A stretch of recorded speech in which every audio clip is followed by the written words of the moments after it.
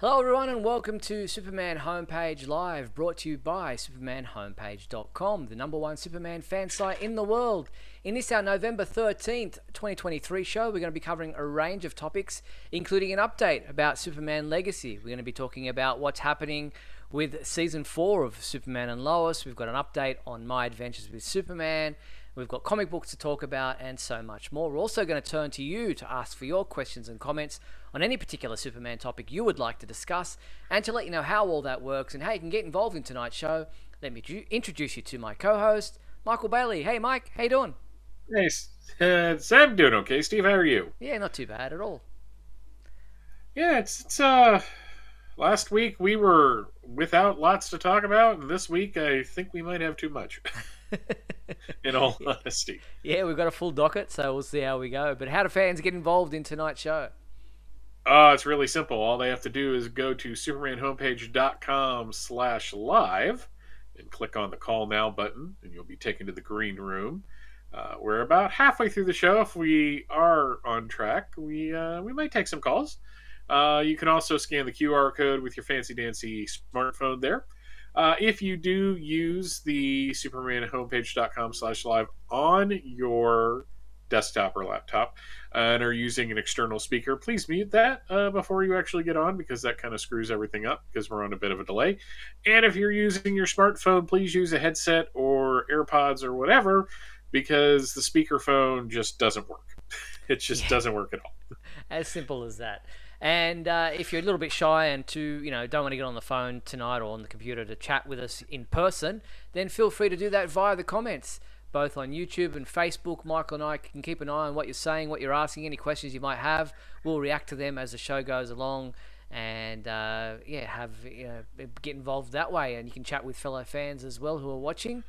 Otherwise, feel free to post a super chat on YouTube. There is a dollar symbol there. You click on that, a slider will appear on your screen. You decide on the dollar amount you're willing to donate, and we will feature your comment or question live on the screen during the show. There are also super stickers and super thanks if you want to give those a try. And thank you to our sponsors and patrons, Douglas Meacham and John Patrick Van Pelt. Great to have your support, and you can join those guys and support the show simply by going to join, clicking the join button there on YouTube, or you can go to patreon.com/Superman homepage. Every dollar counts. It's a great way to support the show. You can even just do a dollar tip into the jar. We appreciate any support we get to help run the website and run the show. Well, Mike, it's been an interesting week, as you said. Topics in pretty much every medium for us to discuss tonight. Yep. How about we start with the movie side of things, where the actors' strike is finally at an end in Hollywood, and so a number of projects are ramping up again, getting back on track. And Superman Legacy seems to be one of the projects that really hasn't been affected in any way, any great way. The art production, art team, art department is still plodding along and have been doing so for the last couple of months. And from what Deadline.com told us, the production would begin in March 2024. Yeah, which was about where they were going to start anyways. So, the nice thing about the actor strike is, while the actors couldn't do anything and they couldn't really announce any more of the cast, or have the actors do any kind of promotion for them getting cast, pre-production with the art department and everything else could still just keep on going, especially after the writer's strike was over. So when the fact that this film is still on track is kind of nice, because it was far enough out, I think, that they could still start in March and make their July 2025 release date. Yeah, and July 2025 release date is in fact still on board, as far as what we've been told by James Gunn himself, who took to Twitter and social media to say thanks to the efforts of our talented crew who never lost faith during the longest strikes in Hollywood history and who never let their foot off the pedal, continuing to barrel forward, creating the most amazing character and set designs I've seen in my entire career. Superman Legacy will be making the original planned release date of July 11th, 2025. And that graphic fills me with hope because this is a very traditional looking design when it comes to anything Superman related. As way back as the 1940s, a version of this type of lettering has been used to promote Superman.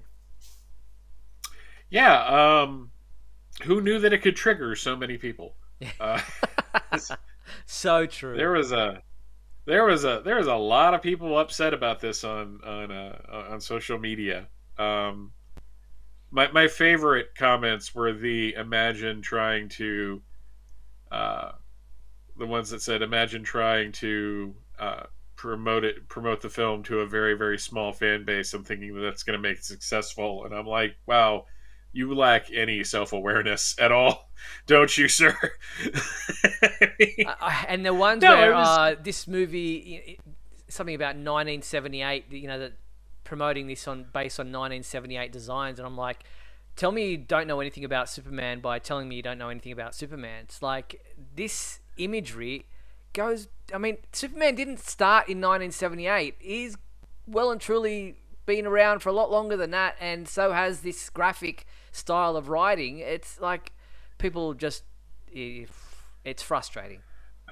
I mean, if James Gunn had released something against like a Black Starfield and it was a silver colored like font style and like that silver S from Superman the movie, yeah, then I could see you saying that he's trying to tap into that. But at the end of the day, he used. I mean, that wasn't even like 80s or 90s. That was like a 1940s Superman typeface Yep.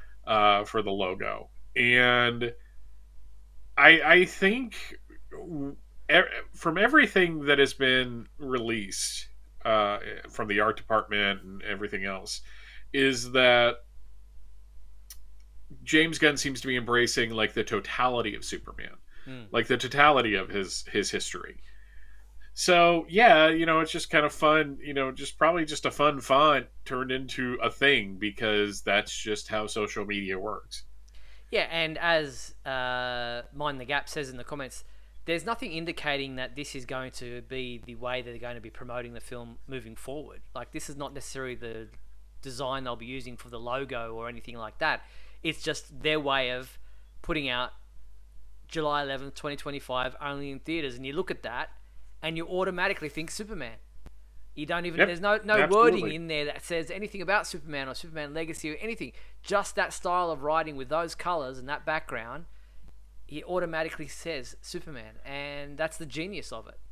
Like I said, it doesn't necessarily mean Absolutely. they're going to be using this as the way they promote the film, but it's a great way to promote the date. Yeah, no, and I think what I'm excited about is that it is on track. A lot of the Marvel productions, for example, for one reason or another, have all been kind of delayed, Yep. just because that's just where they were.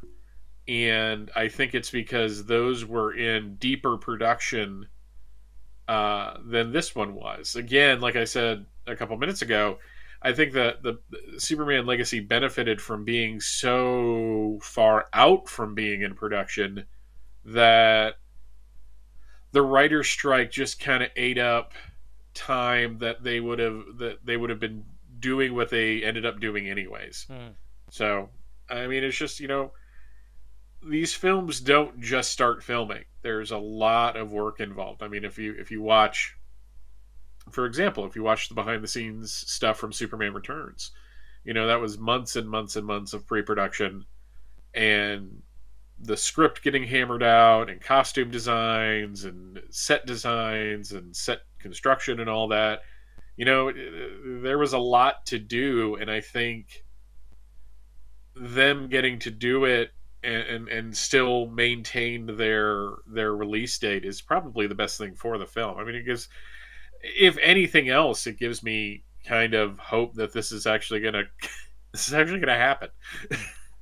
And I guess it probably helps that James Gunn himself being, co-CEO of DC Films and being the director of this film could have been working on the script during this whole strike, because while he's technically also the writer, as the director, he can not necessarily on strike, and as the co-CEO of the company, he's not necessarily on strike, so he can, Hmm. tinker with it behind the scenes and do what he wants with it, and with the art department and the costume department working through this whole period.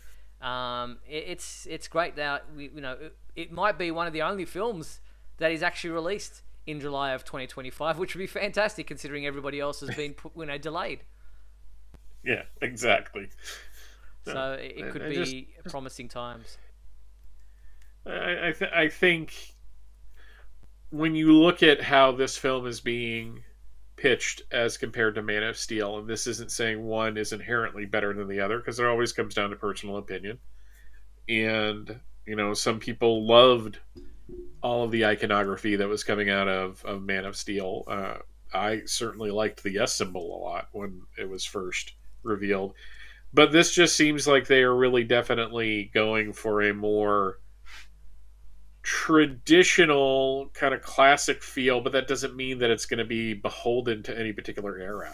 Yeah. I don't see James Gunn as the type of person to want to make like a.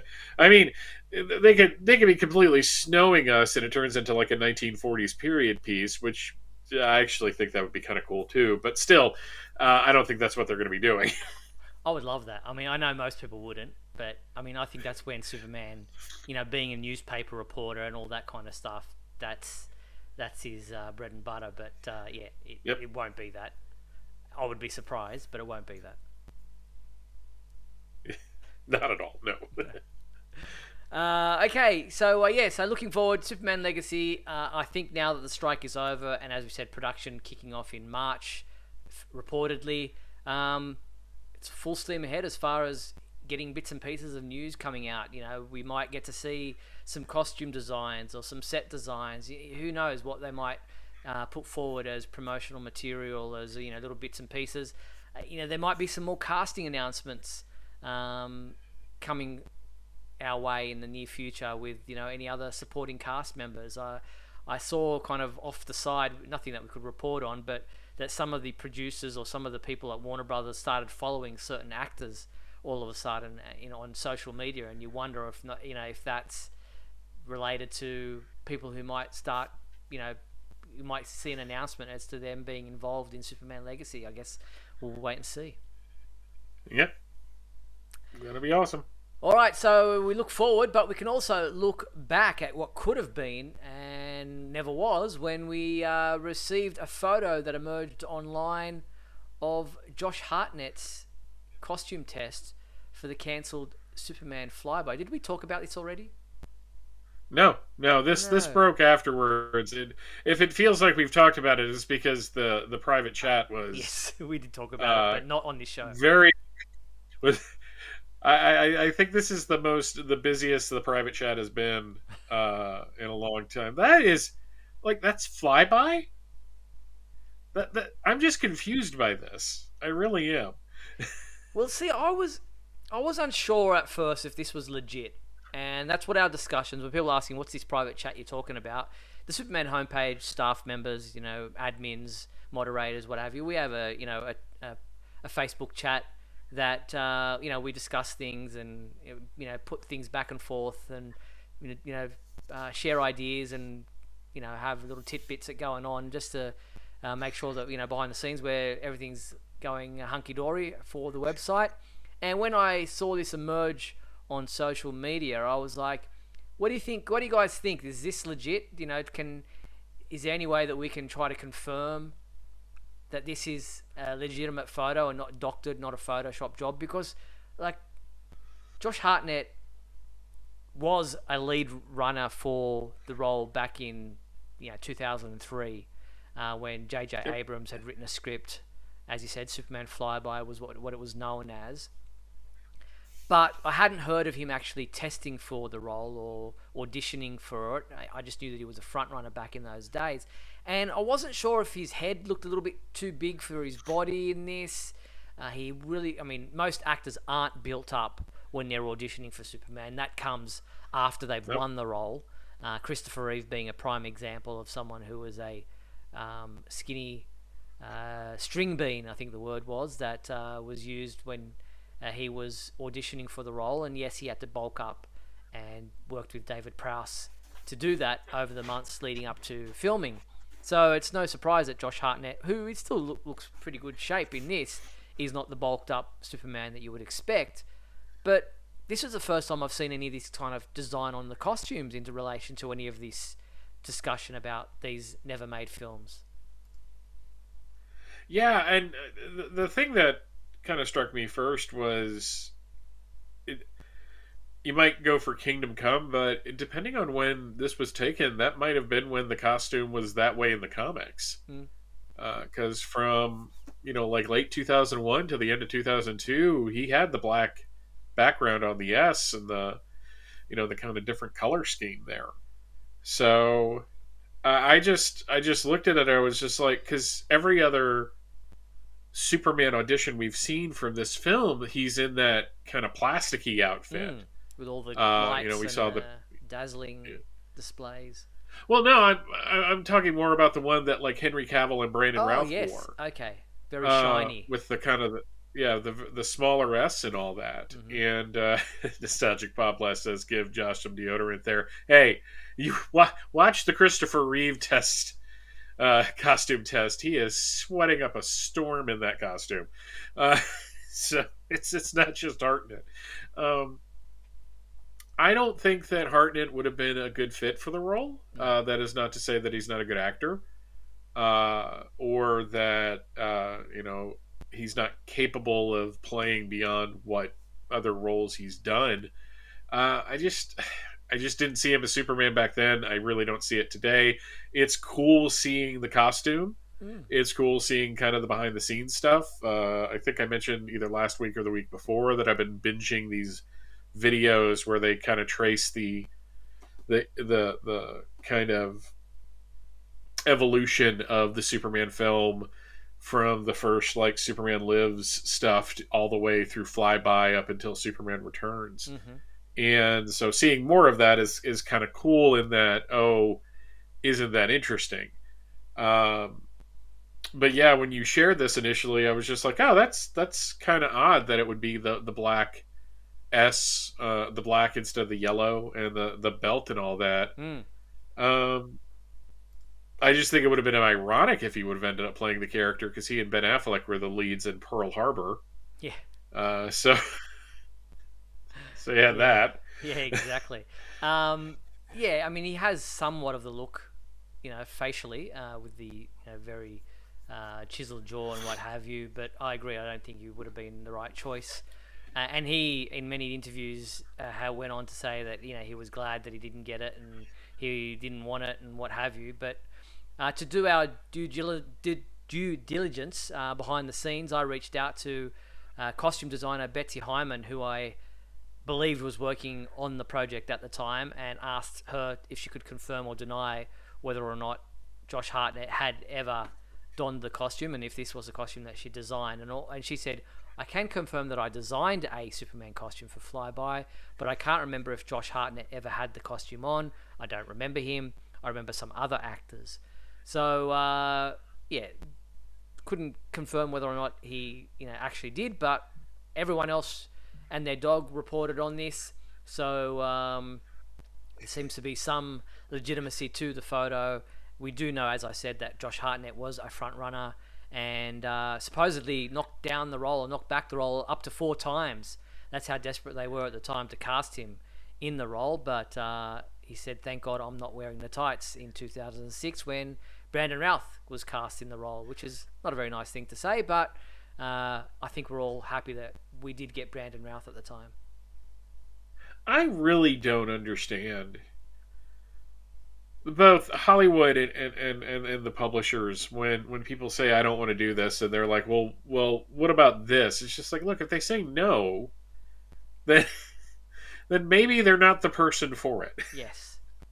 If someone says I don't like this, usually that is when they are given some carte blanche to do something with the property. I mean, it's just like Tim Burton initially didn't want to do Batman Returns, and then they're like, well, what if you make it a Tim Burton film? And I think Batman Returns is the weakest of the original four Batman films from the late 80s and early 90s. And if someone out there right now is saying, Mike, are you saying that you think Batman and Robin is a better film? I'm not saying it's a better film, but it's a better Batman movie because it actually wanted to have Batman in it instead of kind of trying to make him not be there. Um, so if Hartnett kept saying no, then just leave the poor man alone. Yes, exactly. Leave him alone. He doesn't want it. Doesn't want it. Yeah, so that was interesting. Mind the Gap saying it's curious we never got more Justice League Mortal test images. Justice League Mortal was a Justice League film that was supposedly had got well into production once upon a time and had cast and they took photos and everything in the costumes and different people were playing those roles and never went ahead. I believe, like there was with whatever happened to Superman Lives or the death. What's that documentary that was made? Whatever happened to the death of Superman Lives or Yes, something like that that. one. It was a Title. great movie, but it was a Great long movie. title. I believe that it was. I don't know if it's still happening, but I believe there was a similar film documentary being made about Justice League Mortal that has never seen the light of day, just like the movie itself.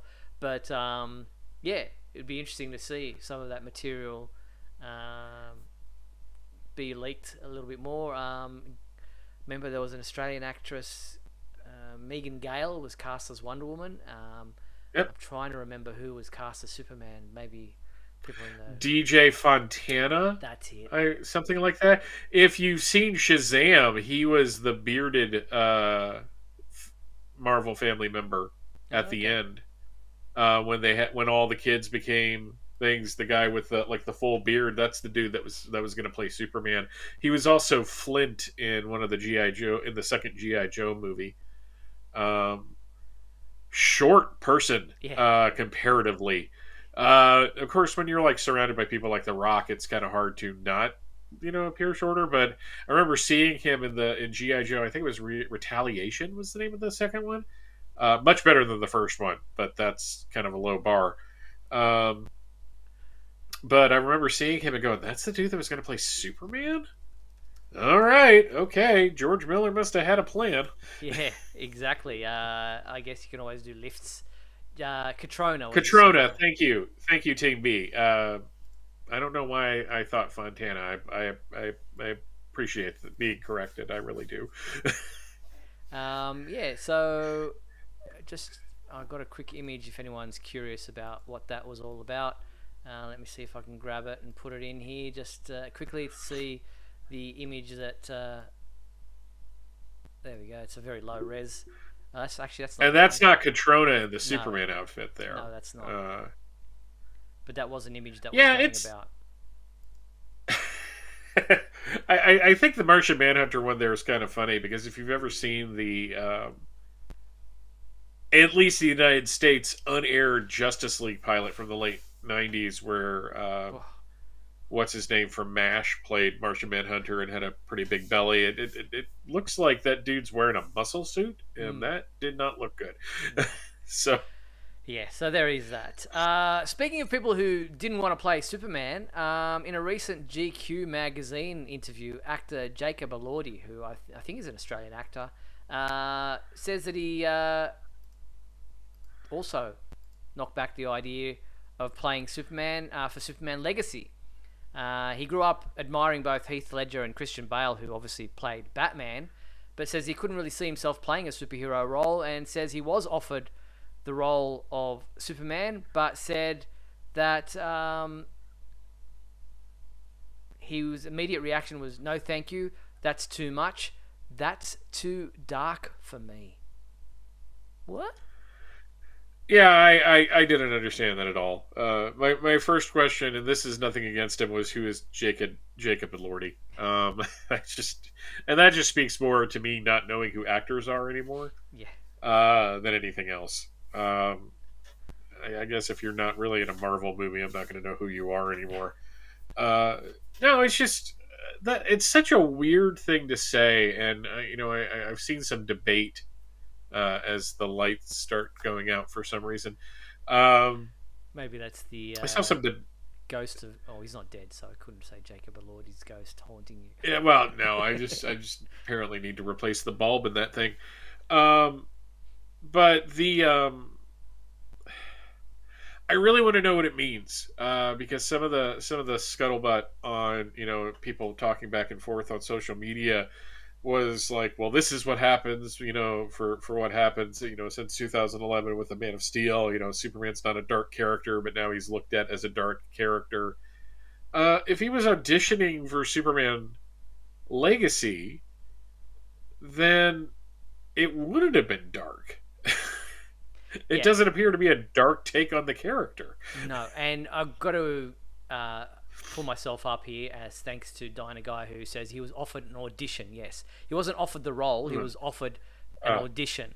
So he might not have known what kind of movie Superman Legacy was going to be or okay. is going to be, and maybe he's only seen Man of Steel and Batman v Superman, and therefore he thinks that whole world is a little bit dark and grimy. But he just knocked back doing the audition. So yeah, Okay. but Superman in general is not very much a dark character, but he is a young guy, so maybe he just doesn't know too much about Superman. It happens. I mean, I think the only reason it made headlines was that comment, Yeah, um, and the fact that you could get some clicks out of it. yeah, exactly. But and just the way he conducts himself in the interview, he's like, I know I'm supposed to be, oh, anything can happen, never say never, but he's very much, with tongue in cheek, or as I say here, with false cheer. So he seems to have be kind of, um, yeah, not really making himself out to be someone who. I mean, and superhero fans, let's be honest, anytime we hear someone knocking superhero movies or the idea of superhero movies, we arc up and we get, the shackles on our backs kind of get raised, and we start going into very defensive mode. That's been the way with what's the director at the moment who's been Martin or Scorsese. yes, Scorsese has been really down on superhero movies and has for a while now. Said that they're not real film.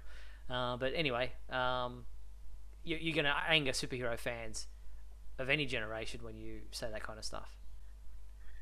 Yeah, and I don't know. I've just been in a mood lately, about fandom in general, and people decrying certain things and not really understanding what it is that they're completely talking about. So this could be. It was just an offhanded comment that has now grown into us talking about it for 5 minutes. So, Yes, and I'm not saying we shouldn't. I'm just saying this is what this this is sort how. of this is where we are. Yes, this is where we are in the world today. All right, before we get into the halftime break and move into other topics, still on the movie side of things, a new animated movie is coming our way in January, I believe, and it is Justice League Crisis on Infinite Earths Part 1, and we have now some visuals to look at in the way of a cover or poster, and it's also the cover for what the French Amazon site has listed as their steelbook version for the 4K Ultra HD Blu-ray release of this upcoming animated movie. A lot of people commenting on the characters on the front. Obviously, the Flash is front and center, as should be the case in anything titled Crisis on Infinite Earths. Batman, Wonder Woman also flank him. There's Green Arrow, Green Lantern, Martian Manhunter is there, Vixen, and then we've got some of the villains. Obviously, it looks like Ultraman and Superwoman. I couldn't make out who the guy behind the Flash is. Yeah, I have no idea who that is either. That's a weird armored character that I just don't understand. I was actually really disappointed because I thought this was going to be. I thought, are they finally releasing the CW Crisis on like Yeah. a standalone? And then I saw this, and I'm like, well, glad it's part one. I mean, I think we mentioned it, that it's going to be like either a 2 or 3 part film, because you don't want to do Crisis all in one You like couldn't. hour and a half movie. Um, but has this new version of the animated universe been around long enough to justify a crisis level event?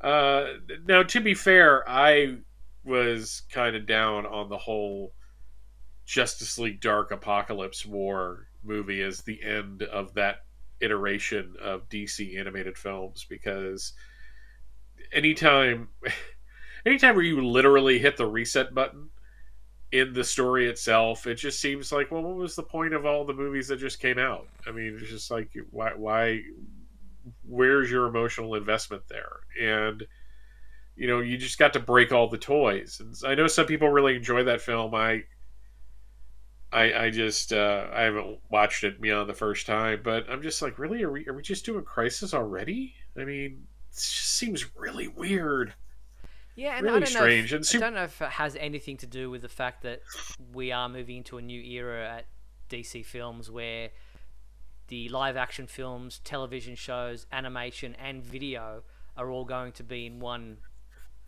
universe, or all played by the same actors, whatever it is that James Gunn is planning.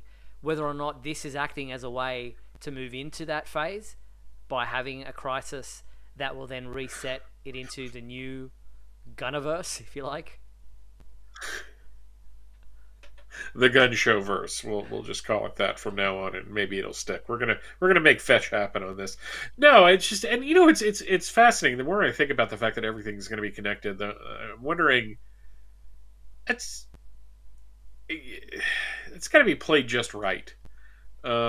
Because when you look at how Marvel tried to do that, like they started up an Agents of Shield TV series, and like halfway through the first season, they had to totally upend Shield because of Captain America: Winter Soldier. So I guess coming at it that you're going to do this from the beginning kind of makes it easier. But I think also having a connected universe is great. I think one of the things that the phase 4 of Marvel, which is what we're still in the middle of,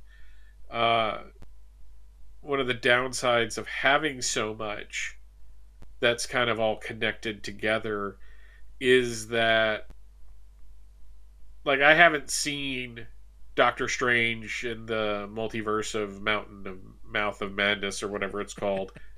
But I feel like if I don't watch WandaVision before that, I'm going to be somewhat lost over what Wanda's deal is, instead of having it be a kind of standalone. But the thing is that, and I don't know if we've talked about this before, you can't just do done in one superhero films anymore. Everything has to be like ramped up to 11 and connected to an overall universe, and one thing leading into the other, because that is what the audience has been told to expect. So I saw some people complain, it's like, why are all these other heroes in Superman Legacy? And my reaction to that was, well, they're probably not going to be like part of the main plot, hopefully, but they have to be there to connect it to all the other films in this new Gunniverse. So it's just weird that we're automatically going to Crisis on Infinite Earths, and calling it Justice League Crisis on Infinite Earths doesn't sit well with me either. Yeah, no, fair enough, because it's more than just the Justice League that are affected by this. But I guess it's the branding that works for sales. So yeah, it's going to be the longest of the Tomorrowverse animated films at 93 minutes, just 3 minutes longer than anything else. And yeah, the fact that it's a part 1, tells us that obviously that there will be a part 2. Where's Superman on the cover? I've heard a lot of people ask. Obviously, there's only so much room for people, but considering that Superman started it with Man of Tomorrow, is kind of, maybe he's on the back of the cover. I don't know, but yeah, hopefully. We'll wait and see. We'll bring you more information. But January 2024, Justice League Crisis on Infinite Earths Part 1. All right, we're over the halfway mark. We're going to play some messages. Come back on the flip side to do our This Week in History, fan favourite question, and talk comic books. We'll be back right after this. Don't go anywhere.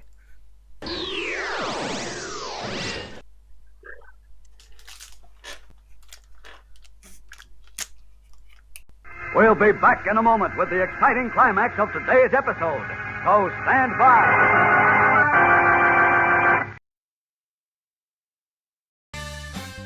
If you're enjoying Superman Homepage Live, then please like and share this video with your family and friends. Also, if you'd like to subscribe to our YouTube channel, then you can click on the bell to receive notifications whenever we post a new video. You can also join our YouTube membership program, just click the join button below. Or you can become a patron and support our website by going to patreon.com/Superman Homepage.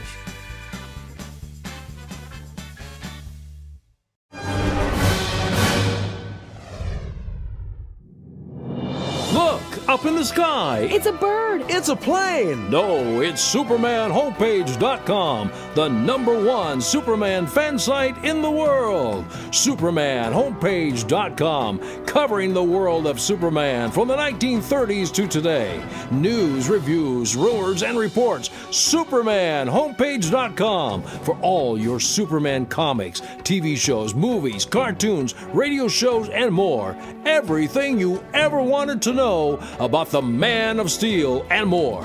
SupermanHomepage.com. Thanks, Superman Homepage, for all the support over the years. I really appreciate it. I'm Matt Bomer. I'm the voice of Superman in Superman Unbound, and this is the Superman Homepage. Right here on Superman Homepage. Say, kids, what is it up in the sky? Is it a bird? Is it a plane? No, it's Superman. Yes, sir, kids, a real flying Superman that can be yours. Looks just like Superman himself. He's made of tough blue plastic and has a bright red cape that fits on his shoulders. With your flying Superman, you get a powerful launcher to send him sky high, zooming through space just like Superman does in his adventures. Now, you'll want to be one of the first to have your own flying Superman, so listen carefully, because here's all you do to get yours. Send one box top from Kellogg's Corn Flakes and just 10 cents. That's one box top and just 10 cents to Flying Superman, Box 330, Battle Creek, Michigan. Or use the handy order blank right on the Kellogg's Corn Flakes package. Get your Flying Superman from Kellogg's now.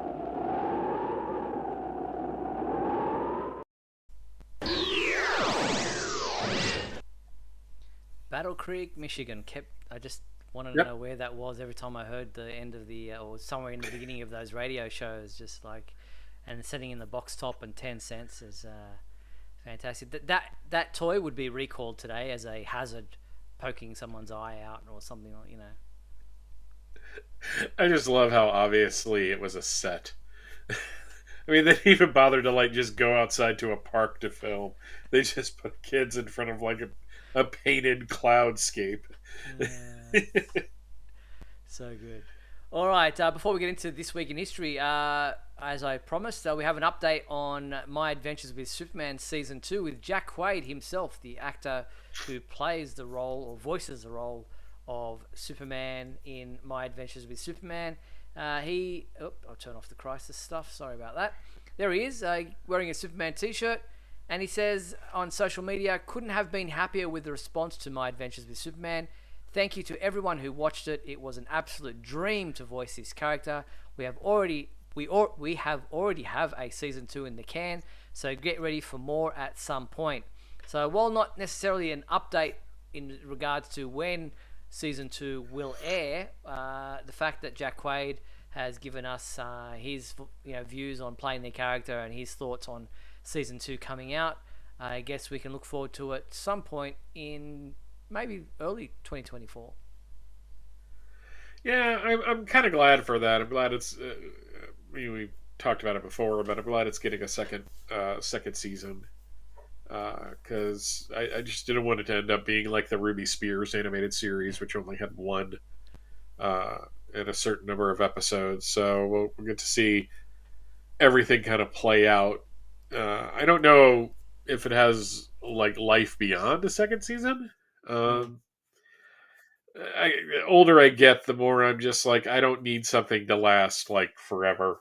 As long as it lasts the amount of time. We were talking last week about Superman and Lois. coming to an end with season 4, and that's really sad. I mean, this is my favorite live action Superman so far.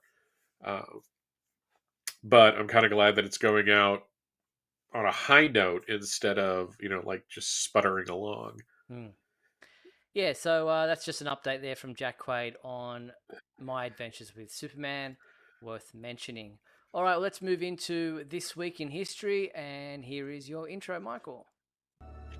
Come with me now, my son, as we break through the bars of your earthly confinement, traveling through time and space. It's a weird one, because we got at least one from every year, starting in 1943 with Action Comics, number 68, with Superman making it seem like a little girl caught a whale. Okay, that's the thing. World War II is going on. We need to distract people, so that's what I'm going to chalk that one up to. In 1953, we had World's Finest Comics number 68. This is really the best use of y'all's abilities.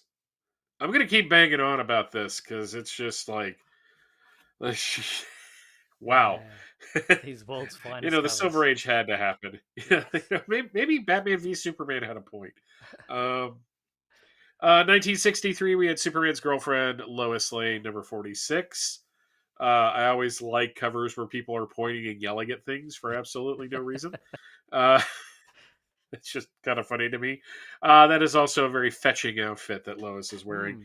In 1973, we have a reprint book in the form of Superman number 272, the All Magic issue, because what is one of the things that affects Superman? Magic. And, random Green Lantern story in there, too, for some reason. That's really weird. I think this was a time period, this is 73, I think this was a time period that Green Lantern didn't have his own title. And he was doing what most people... Insert him He's into doing other what most people's... people... Yeah, he's like that guy that lost his apartment and now he's sleeping on everybody else's couch. More power to him. 1983, Supergirl number 16 with an Ambush Bug appearance. This is a very funny issue because Ambush Bug believes that Supergirl is actually Superman that's been turned into a woman because of like red kryptonite or something. Oh, wow. This same week, by the way. So this is the 17th when this issue came out. Was also the same week that they released Saga the Swamp Thing number 21, which was the first Alan Moore issue. So that's kind of historic. 1993, we are down to the last of the 90s-tastic Spilled Blood. This is the final cut where we have Bloodthirst. Bloodthirst looks like he hangs out at a bar called the Toolbox, and I'm just going to leave it at that. This was kind of a weird storyline, kind of an outlier. I'm glad it was over as fast as it was. I mean, I love this era, but this is not my favorite part. 2003, God, we got a lot to talk about for 2003. Adventures of Superman number 622 came out. No memory of that. At all. We have JSA number 54, which is a really cool JLA JSA team up for Thanksgiving. You have Superman and Power Girl in the very Norman Rockwell inspired cover. Legion 26, which we're mentioning because Superboy was part of the Legion at this point, as you see him on the cover. Superman and Batman Generations 3, number 11, which has a very young Lana Lang and Lois Lane. This is not the issue that features something very uncomfortable. That'll be next month. And Teen Titans number 5, as we're continuing to barrel into this new era of the Teen Titans. In 2013, we have Smallville season 11, number 19, which has a really cool... actually a really nice cover. We have Superboy number 25, which is part of the Return to Krypton Returns storyline that was in comic books. And Superman Wonder Woman number 2 came out this same week. Actually, I have nothing bad to say about this. I actually liked the Superman Wonder Woman title. Um, I I had fun. I had fun reviewing it. I did not have fun with the comments section, which was always God. There was a bunch of contentious sons of guns in that. Fun In the days. real world, on November, sorry. I said fun days. In the real world, November 12th, Bob Holliday, the Superman from It's a Bird, It's a Plane, It's Superman, was born in 1932. November 14th, which is tomorrow, is Elliot S. Maggins' birthday. He was born in 1950. Uh, November 16th is the birthday of Harry Lennox, who was born in 1964, who uh, apparently played Martian Manhunter. I still don't buy it. November 17th is kind of a weird double Justice League thing, because back in 2001, it was when the Justice League animated series premiered. And then 16 years later, it's when the Justice League movie came out into theaters. One of those is a good representation of the Justice League. Um, and then on November 18th, which is this Saturday, is the anniversary of the release of Superman number 75, which was released in 1992. And that is this week in history. Very cool. Thank you, Michael, for that. Big week in some years. Yes, yeah, it really was. I was just like, wow, lots to talk about. Yeah, definitely. Superman 75 coming out. That's probably a very historical date in the world Yes. of Superman for many people. Yes, very much so. There you go. So thank you for that. All right, let's get into the fan favorite segment of our show. Here's our intro.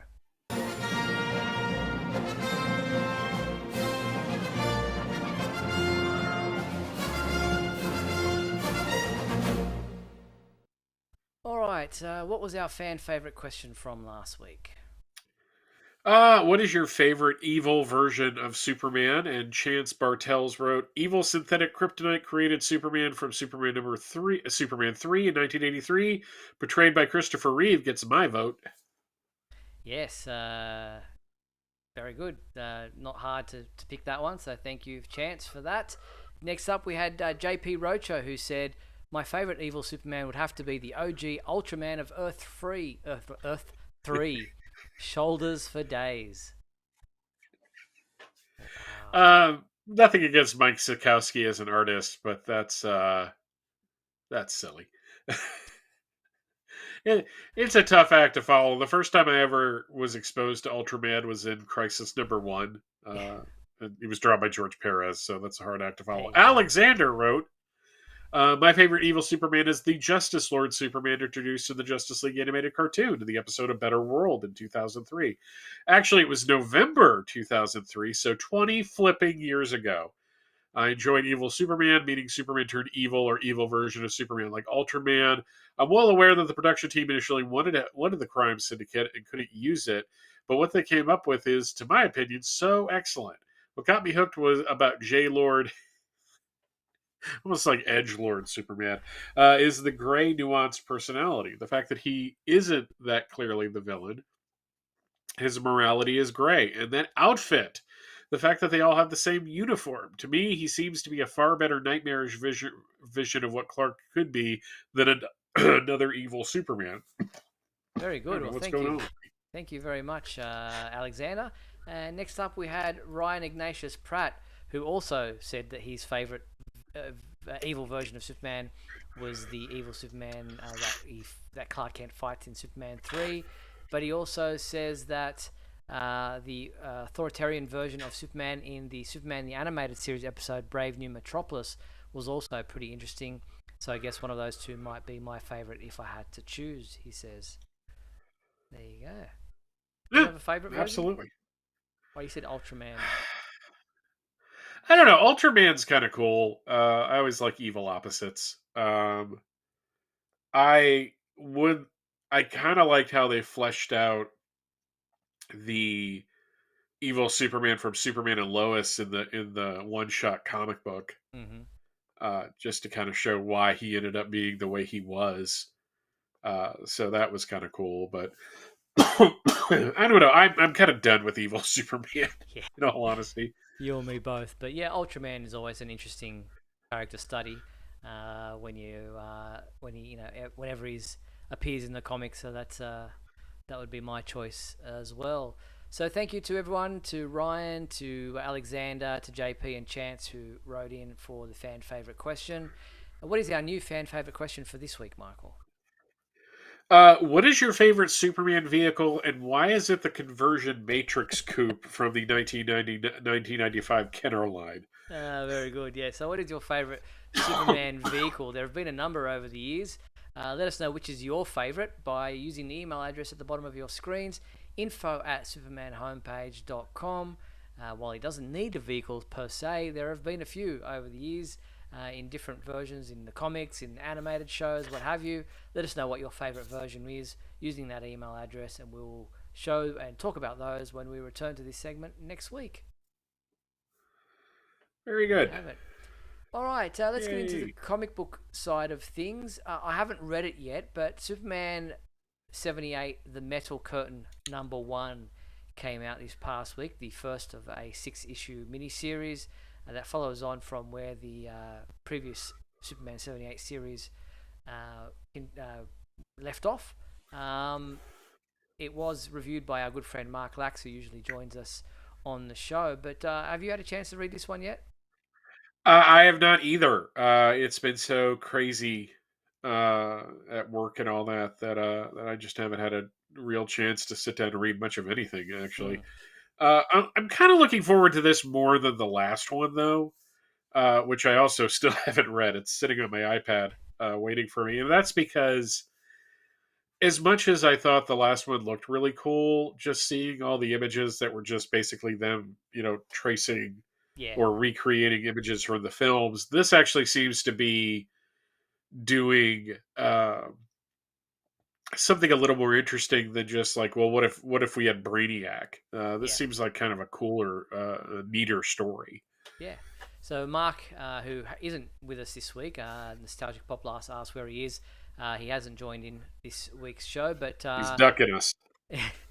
He gave this a 4 out of 5 rating, saying this issue was a terrific setup to the story. It's a great premise and a new take on Metallo. So something to look forward to there, and we look forward to reading Mark's future reviews and reading the book ourselves once our schedules clear a little bit. But as for the comic books that are available this week, here is what fans can look forward to on the comic book side of things. Here is... I'll turn off Ultraman, sorry about that. So we have Superman Lost #8, which is available in 2 other different variant covers, one of them being Supergirl and that very strange looking one. Out this week also is the hardcover of Adventures of Superman John Kent, and also out this week is Superman The Warworld Saga trade paperback, which is a great one if you haven't read that story, well worth reading. So that is out this week, and it looks like it's a pretty hefty volume, I believe, as well. Yeah, it's the entire thing. So yeah, so that's a huge. That's gonna cost you a little pretty penny if you're getting shipping on that one from the weight. But yeah. So anyway, if you're gonna order it through the Superman homepage. Yes, exactly. Use the links at our website. Definitely do that for sure. And Mark will be reviewing, or has reviewed, Superman Lost #8, and his review of that comic book will be up on our website Tuesday morning, so make sure you check Mark's review out. All right, let's have a look at some of the merchandise that's been released or is coming our way, and an interesting one for fans of Looney Tunes and Daffy Duck. Here is a Superman Daffy Duck, or Daffy Duck as Superman fig pin. Classic 3-inch enamel pin as part of the Warner Brothers 100th anniversary celebration, and that pin is available now through Entertainment Earth, and again you can order that through our website using our affiliate link. That's a cute one. Yep, it really is. So if you're a fan of Looney Tunes and Superman, that's one to look out for. Also, something you might want to check out is this Superman statue, a 1/8 scale classic version DC Hero Superman statue. That image would look very familiar to you, Michael. That is the last page of Man of Steel #6, and it bothers me that no one's actually calling it that. Yeah. Because it is the exact same positioning. He's grabbing the cape the exact same. Even the rock structure is the same. So I'm wondering why they're not calling more attention to that. Because it was the first thing when I saw that, I'm like, hey, wait a second. Yeah, well, That looks familiar. It does in the description say, standing at an impressive 12 inches tall in 1/8 scale, Superman grips his flowing cape against a strong wind, recreating his pose from an iconic panel from John Byrne's revolutionary 1986 miniseries Man of Steel. So it is there in the description, but yeah, I don't know why it wasn't kind of mentioned more in the way they named this or titled this statue. But again, you can pre-order yours at $84.99 US. And it'll come out in February 2024. Again, the link is on our website if you want to go ahead and pre-order that. Yep. It's a nice one. McFarlane Toys also gave us a sneak peek at a upcoming action figure. It is... I'm trying to find where I've got this. There it is. So here is this action figure from McFarlane Toys that is titled Return of Superman with Krypto the Superdog. Krypto is not featured in this preview image, sneak peek that they gave us of this upcoming third wave of their collector edition action figures, but will be available to pre-order it this week, November 15th. Also, Captain Carrot and Batman as Green Lantern will be in this wave as well. This is like... I look at this and I'm like, this is what John Peters wanted Superman to be when he first got the rights to the movies. I mean, like, I appreciate that they're trying to go for that vibe. He's got the long hair, that's cool. But it's just like, I look at that and it's just like, this is like a Superman that, well, he didn't skip leg day. But it's just too big. That's not... when you think of that Superman, you think of like Dan Jurgens, who was, it wasn't a stick figure, but he wasn't that swole. And I guarantee you that thing won't stand up on its own. Yes, no, exactly. They'll be tip over backwards just from his back muscles alone. They're drooping out the back of there like stung like a bee. Good Lord. Yeah. Also on the convention side of things, a couple of conventions you might want to get to this coming weekend. Chicago Days of the Dead will feature Dean Cain. Jack O'Halloran will be there at Lake County Comic Convention in Groveland, Florida, and in Wales Comic Con in Telford, UK. Alex Garfin, who plays Jordan Kent in Superman and Lois, he will be there this weekend. 17th to 19th, most of those conventions are on, or just 19th in the way of Lake County Comic Convention. So there's conventions you might want to check out as well. But that pretty much brings us to the end of tonight's episode. I want to thank everyone who tuned in to Superman Homepage Live for this past hour. Thank you for joining us and being part of the show. We appreciate your company. Michael and I will be back next week on Monday, November 20th at 7:30 p.m. Pacific Time. Hope you'll join us then. Until then, be sure to check out supermanhomepage.com for all your daily news updates. Thank you to our sponsors and patrons, Douglas Meacham and John Patrick Van Pelt. And thank you to my co-host, Michael Bailey. Thank you, Michael. Pleasure as always, Steve. Well, that's it for tonight's show. Thank you, folks. We will be back next week. Until then, see you later. Take care and see you next week. Good night.